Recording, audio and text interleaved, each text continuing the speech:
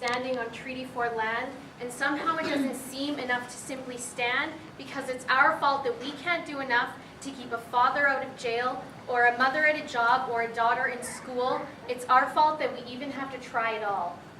Why?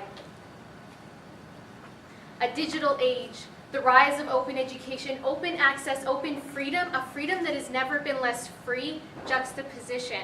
It isn't just a position to end net neutrality, it's that there are 300 more to keep it, yet we already know who wins. We already know because the battle's been long over here. It was quieter because no one heard it coming. It was deadlier because no one saw it coming. Your phone in your back pocket linked to Instagram, Twitter, and Snapchat. Who owns who? Justified over and over again. It connects me to the news. It connects me to my family. It connects me to my friends. But maybe missing them once in a while isn't so bad. And then there's that voice, that one from the back of the classroom that should never be missed, the one I never heard because multitasking doesn't exist and because I was too busy mulling over the dreadfully exciting lives of my friends.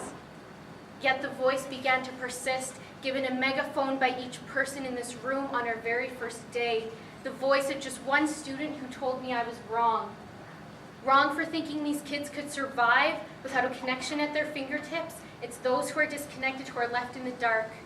People are getting jobs because of what they do online. In a million, it's one, but it's still more than none. People are making money because of the number of subscribers they acquire. More momentous, though, are the people that get a voice. Second-grade classrooms of bloggers created by you, teachers, giving the loudspeaker over to your 7-year-olds, your 9-year-olds, your teenagers. And in that moment that you decide to hand over the megaphone, did you ever stop to think that your students already had one in the form of a cell phone? And all they needed was to feel a little less alone and to be pulled out of disconnection and shown that there's infinitely more to social media and Snapchatting, their friend, their dinner, or tweeting a baby picture on Twitter, #ThrowbackThursdays, yet remain open to the possibility of Snapchat. Why do you do it, they ask you. Why do you put effort into something that is only a fad? Because somehow you know a secret that they may never know. It's not only those who are disconnected who are left in the dark, it is those who are left in the dark that are disconnected. The images are vivid, a young girl unfamiliar with the permanence of the internet taking her own life after online sexual abuse, a young man barely old enough to shave, hanged in his own room, the result of anonymous Ask.fm bullies. These stories are not uncommon, yet they seem to fall on deaf ears more and more often, except yours. My student will not be one of them. You are a teacher and you will protect them. You are a teacher and you will teach skills to them, skills they will use to protect themselves. Yet even after your students who aren't Amanda sought to defend her, were blasted by the trolls who no longer live under the bridge, you ask yourself, what more could I have done? Why did I not protect them? Minutes pass, as do hours, days, and moons, but it was only minutes.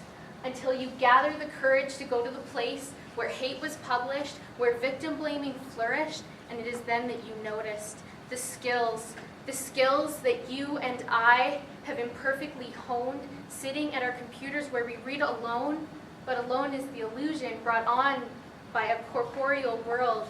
The networks we created unseen to those who choose not to listen, to those who choose not to type, to like, or to respond. And it's your student who chose differently. They were the ones who networked and tweeted and commented and networked and blogged. They rallied and fought for a girl who'd never put on a cap and gown, who'd never struggled through chemistry, who'd only become a legacy and not her destiny. And from the wall you tear down the meme, an ugly creature colored green with a sign that says, "Don't feed the trolls." You sit here listening to how the lines blur between students and teacher, as gray as the clothes I stand in today. Because every teaching moment led up to this one, a teaching moment where student becomes teacher, and you realize that with each skill you tried to give them, they learned abilities that you could never teach. The time you asked her to learn something, anything online, and she instead came out with a contradictory idea of business, or an awareness that verb tense may just be another way to push unfairness. That time you had them study how creativity is just as essential to our lives as the air we breathe, that it became more about the journey than it would ever be about the product, a living contradiction in an online blog, a living contradiction in the education system we so desperately wish to define. And on the day, students took sides on a battle that was more about the word than the definition. When it isn't activism, don't try and call it some clever version of the word. A spark ignited the heart of a bystander to make noise to the people who understand her. What is awareness but a precursor to activism? What is activism but a precursor to revolution? What is revolution but a precursor to transformation? And to those who do not understand, she uses the Duolingo of action, except there doesn't need to be one because the action of revolution is the same in every language. In an age where we are connected maybe more than we ever thought possible, it is not only those who are left in the dark that are disconnected, it is also those who are silenced. How many teachers does it take to screw in a light bulb? One that will give light to each student's connection. How many students does it take to screw in a light bulb? One that will give light to each person, silenced by our discrimination. I'd like to acknowledge that I'm standing on Treaty 4 land, and 91 days ago it seemed enough to simply stand.